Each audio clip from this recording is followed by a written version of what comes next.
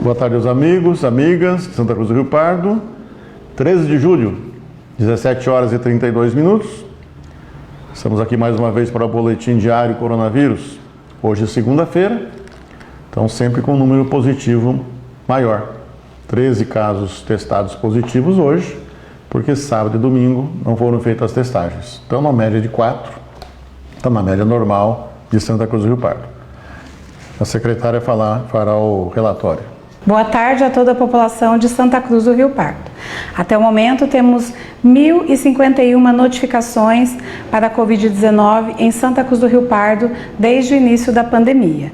Nas últimas 48 horas houve 36 novas notificações, que foram atendidas através da Santa Casa, 6 atendimentos, 5 atendimentos através da atenção básica e 19 atendimentos através de busca ativa, também realizada pelas unidades de saúde. 6 através de laboratório particular. Temos 676 casos negativos e 335 casos positivos, um aumento de 19 novos casos positivos. Nenhum óbito de pacientes diagnosticados e tratados em Santa Cruz do Rio Pardo. Houve um óbito de paciente que testou através de teste rápido positivo, que já não estava mais com sintomas. 20 dias após o início dos sintomas, ela veio a falecer. É um óbito ocorrido no município que está em investigação, pois ela não apresentava sintomas. Então, aguarda a real causa do óbito. Sobre os internados, temos na Santa Casa 24 pessoas internadas, sendo que 5 foram internadas nas últimas 24 horas. E trata-se de 3 homens de 35 e 2 homens de 51 anos. 2 mulheres de 62 e 87 anos. Na enfermaria SUS temos 9 pacientes. Na enfermaria Convênios, 10 pacientes.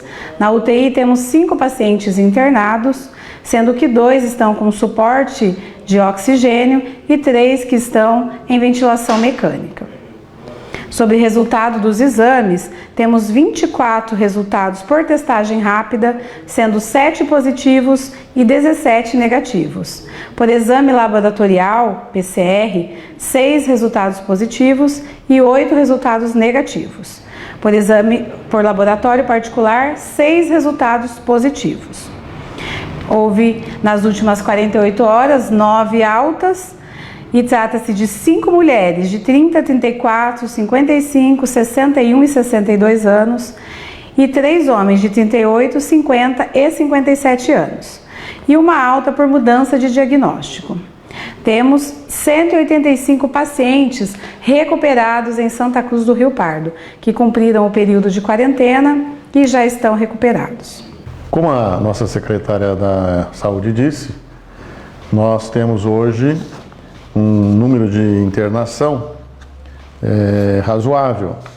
Nós estamos hoje com 19 casos internados nos últimos 7 dias, contra 22 casos nos 7 dias anteriores. Então estamos com um índice bom ainda e estamos com uma boa classificação de acordo com o Plano São Paulo do nosso governador. Em termos de números de casos novos, na última semana, nós temos 46 casos novos na última semana, contra 63 dos dias anteriores. Então, um índice de 0,73. Também estamos com um índice bom, não estamos nem no laranja, nem no vermelho, nessa fase. Continua sendo o nosso grande problema o número de casos graves que estão ocorrendo aqui em nossa cidade. Só para que vocês tenham uma noção, nós temos hoje, na Santa Casa de Santa Cruz, 19 casos internados em clínica médica. Clínica médica significa apartamento, enfermaria, seja SUS ou particular ou convênio. São 15 leitos pelo SUS. Dos 15 leitos pelo SUS, 9 estão internados pelo SUS. Tem 6 vagas ainda. Desses 19, 10 casos são convênios e particulares. Significa que metade dos pacientes hoje internados na Santa Casa, na enfermaria, é particular ou convênio e a metade pelo SUS. Então, quando nós dissemos em episódios anteriores, né, que essa doença não tem distinção social, de raça, de religião, de idade, está aí a demonstração. Mais casos internados de pessoas com convênios e particulares do que pelo SUS.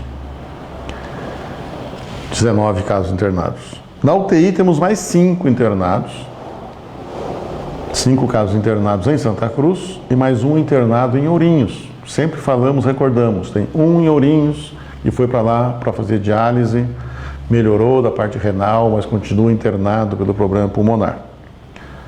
Dos 5 em Santa Cruz, 3 em estado grave, com ventilação mecânica, e 2 com assistência respiratória, mas sem ventilação mecânica, popularmente conhecido por estar entubado. Então, as nossas 5 vagas de UTI do SUS estão ocupadas neste momento, porém, temos sempre que explicar que a Santa Casa tem possibilidade de atender mais pacientes do que essas vagas que foram ofertadas ao governo. Interessante nós lembrarmos, né, de Caporanga. Caporanga, sempre, todo dia, mais testes positivos. Todo dia mais testes. Hoje, mais alguns testaram positivos. E uma comunidade que estava lá, restrita, pequena, parecia que a doença não ia chegar lá. Mas houve lá uma pequena reunião das pessoas fazendo pamonha. E dessa pequena reunião, com muitas pessoas, surgiram todos esses casos que se espalharam pela comunidade. Então, uma atividade, por mais sadia que seja, não precisa ser festa com pinga e cachaça, ela espalha a doença também. Então, isso é um alerta para que todos tomem cuidado, inclusive nas suas reuniões familiares. Se você tem filhos, irmãos, é importante, inclusive, que vocês não se reúnam. Porque se um ficar doente na sua casa, você terá seu irmão, que não está doente, para ajudar a cuidar de vocês. Se vocês todos se reúnem, todos ficarão doentes ao mesmo tempo. Quem vai cuidar de quem? Então é importante essas reuniões familiares não acontecerem, para que você tenha quem cuide de você quando alguém da família ficar doente. A importância que nós temos de diminuir esses índices nossos é que nos levou a manter o comércio fechado por mais esta semana. Nós temos hoje alguns índices bons em Santa Cruz. Nós temos 3 índices verde, temos um amarelo e o vermelho apenas um vermelho. O governo do estado mandou abrir o comércio, nós não concordamos em Santa Cruz do Rio Pardo. Já disse isso em outras entrevistas, inclusive na televisão hoje. Por quê? Nós temos que dar consistência a essa melhora que nós tivemos. Já disse outras vezes que nós tivemos um grande número de testagens positivas e internados quando completou 2 semanas daquele feriado prolongado no estado de São Paulo, em que muitas pessoas viajaram para fora ou de fora vieram para cá. Isso fez com que a doença chegasse com mais força em nossa cidade, repercutiu nesse grande número de positivos e internados há 2 semanas atrás, que nos levou a tomar a providência de fechar o comércio na semana passada. Melhoraram os nossos índices? Já melhoraram. Mas não adianta nada se nós não mantivermos mais 1 semana para completar o ciclo de 14 dias. Então, completaremos o ciclo de 14 dias neste domingo e a continuar os dados como estão, casos novos, internação, número de pacientes internados, provavelmente iremos liberar o comércio da forma que estava há 2 semanas atrás, na próxima segunda-feira. Digo provavelmente, quase com certeza, que dependemos ainda de números que vão surgir durante a semana. Se nós não consolidarmos essa evolução dos casos que ocorreram na semana passada, durante esta semana, é tudo tempo perdido. Temos que ter firmeza e persistência e coragem de tomar as providências no momento adequado para que todos sobrevivam. tanto do ponto de vista de saúde, quanto do ponto de vista econômico. As medidas têm que ser dosadas. Nosso comércio ficou aberto durante 4 semanas, mesmo contrariando o decreto do governador. Demos um fôlego para o nosso comércio, para nossas academias, para salões de beleza, cabeleireiros, escritórios e tudo mais. Tivemos que fechar uma semana, mais esta 2, para interrompermos aquele ciclo de elevação de casos positivos e agora vamos consolidar essa melhora para poder tomar providências em favor de todos, em favor da parte financeira também, mantendo os bons resultados que nós temos na área da saúde. Esse é o nosso objetivo. Provavelmente, na próxima semana, estaremos liberando as atividades do nosso comércio com rígidos controles como estava anteriormente. Estaremos liberando novamente as academias com os controles que nós estávamos. Estaremos liberando os salões de beleza, barbeiro, cabeleireiro com os controles rigorosos que nós tínhamos anteriormente. Provavelmente estaremos fazendo isso. Um questionamento do Fábio Origa. Eu vou ler na íntegra, que é importante, que ele relata algumas coisas que aconteceram com ele que não pode acontecer. Boa tarde, doutor Tacílio. Mesmo discordando de alguns pontos de vista do fechamento do comércio, mas o senhor e a sua equipe vem fazendo um ótimo trabalho, tanto na administração do município como na pandemia. Sou comerciante, estou sentindo na pele tudo isso. Ao meu ver, fazer essa postagem que estão indo gastar em ourinhos não vai ajudar em nada. Pelo contrário, só vai agitar ainda mais nossos nervos. Sou correspondente bancário e gostaria de saber como proceder, já que temos pela segurança do cliente e de nós mesmos correspondentes. Bom, em relação a correspondente bancário, eu tenho que responder já. O correspondente bancário, ele se equipara, como ele está colocando, à casa lotérica.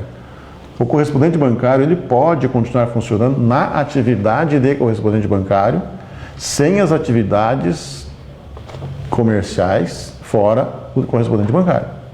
Se ele quiser manter a atividade de correspondente, isolando a atividade da loja, ele pode, tá bom? Diferente de mercado, que já é correspondente, mas também o mercado já está aberto, né?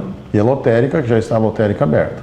Então, a sua atividade como correspondente pode ser efetuada, com todos os controles para evitar a contaminação de seus funcionários e dos clientes. Você analisa se é importante, se é vantagem manter aberto a parte correspondente, você pode abrir sem nenhum problema, tá? Mas disse... Foi um fiscal na minha loja e foi muito sem educação, com umas pessoas que estavam com uma certa quantia de dinheiro e não poderia ficar contando dinheiro na calçada. O fiscal, cheio de autoritarismo, foi agressivo com as palavras, dizendo que ela teria que sair de dentro da loja e que a autoridade era ele, bateu boca com a funcionária, etc. Essa não é função de fiscal. É por isso que eu faço questão de ler. Nós vamos entrar em contato com o senhor para que, se possível, identifique o fiscal, que com certeza se identificou para entrar na loja, para que possamos fazer uma investigação e orientar os fiscais de forma adequada, porque primeiro eles têm que ser educados. E o fiscal, quando desrespeitado, a orientação é que fique quieto, não responda, documente e faça boletim de ocorrência contra quem desrespeitou. Essa orientação que está na lei é federal. É crime desrespeitar a fiscalização, mas também é crime o fiscal desrespeitar a população, tá? Então, eles devem ser respeitosos e educados, sim, e no caso de agressão verbal ou física, eles têm que fazer um boletim de ocorrência e não responder com as mesmas armas que é a falta de educação. Então, nós vamos fazer a investigação desse fato e, caso ocorra fato semelhante com nossos fiscais, é importante que você faça a denúncia, sim, aqui ao nosso gabinete, para que a gente possa estar corrigindo. Não estamos justificando a atitude de ninguém, tá? Até justifico muito a atitude dos comerciantes que estão realmente com a nervo à flor da pele. Mas o fato de estar nervoso não justifica também fazer coisas erradas. Da mesma forma que o fiscal não justifica fazer errado porque está tenso, porque está nervoso, tá? Eu digo que é muito mais fácil ser educado do que mal educado. Se você for educado, você vai levar uma vida tranquila. Mal educado, uma vida cheia de complicações.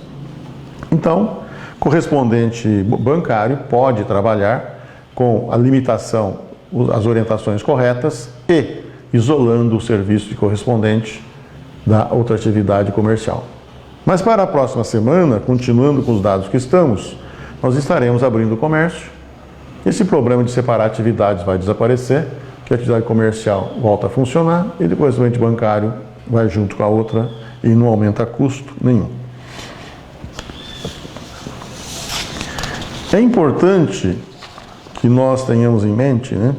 Nós falamos assim, só tem 5 casos na UTI. Mas semana passada também tinha 5, tinha 6, são casos diferentes. Tem 5 na UTI, 3 entubados. Nós chegamos a ter, na semana passada, 5 pacientes entubados em ventilação mecânica. Chegamos a ter 6 até. Tá? Desses 5 que entraram no final de semana, alguns que estavam no aparelho saíram do aparelho e outros foram para o aparelho. Em casos que melhoraram, não são os mesmos pacientes. A internação média de um paciente em aparelho, em ventilação mecânica, média, 10 a 14 dias. O paciente de ventilação mecânica, muitas vezes, fica até 60 dias no aparelho, ocupando a vaga. É por isso que se analisa muito o número de internações em UTI e internações em enfermaria. Quando você tem um número de internações de enfermaria alto em relação às semanas anteriores, significa o quê? Não são graves o suficiente para a UTI, mas são graves para ficar internado. Então, pacientes com sintomas importantes, que poderão complicar e ir para a UTI.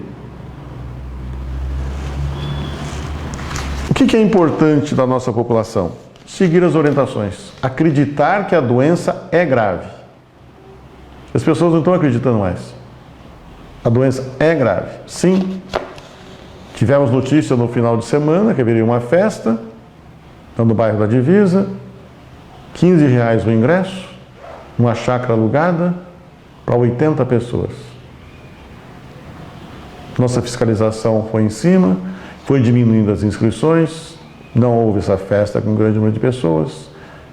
A notícia que teve que acabaram tendo 10 pessoas da mesma família, aí não é festa mais, não é aglomeração, tá certo? Mas também não é correto, né? Você imagina a pessoa que organiza uma festa dessa e cobra o ingresso. Primeiro, isso é crime contra a saúde pública da cadeia para o organizador de um negócio desse. Ainda bem que não teve a festa. Agora, e a falta de responsabilidade, acima de tudo, de uma pessoa que faz isso? É muito grande a falta de responsabilidade. Então, meu povo, pedimos a vocês a parceria para que continue acreditando que a doença é grave, continue obedecendo às orientações do governo federal, estadual e municipal. E uma coisa que está correndo em rede social. Em Santa Cruz não será distribuído ivermectina para o povo. A cidade de Santa Catarina comprou 1 milhão de comprimidos, gastou 4.600.000 reais para dar ivermectina para toda a população, porque na Colômbia, na Bolívia, na África funcionou. Ninguém falou que funcionou na Itália, na Espanha, na Escócia, na Inglaterra, na Alemanha. Não. Esse é o critério. Não vai ser comprado ivermectina para distribuir à população, porque no entendimento técnico não serve para absolutamente nada, a não ser matar os vermes que estão na barriga das pessoas. Com certeza a pessoa toma tanta ivermectina que vai ter verme, tá? Mas não serve para nada e a pessoa vai ter uma falsa sensação de que está protegido e não estará protegido. Muita fé, esperança, confiança e trabalhar juntos. Obrigado, até amanhã.